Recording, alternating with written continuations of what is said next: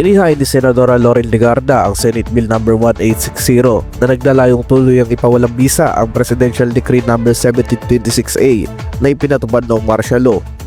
Kaugnay ng treasure hunting pati ang provision sa Republic Act No. 10066 o National Cultural Heritage Act of 2009 na nagbibigay ng permit para sa paghahanap ng kayamanan. Layunin ng panukala na pigilan ng komersyal na pagsasamantala sa mga puok, arkeolohiya at yamang kultural ng bansa.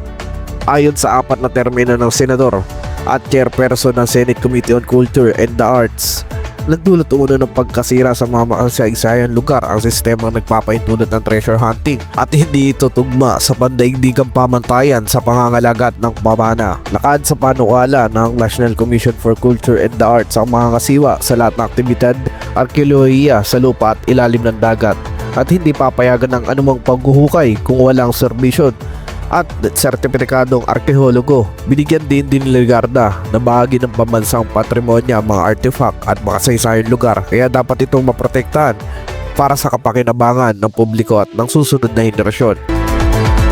Eric Santos, Action Tabloid.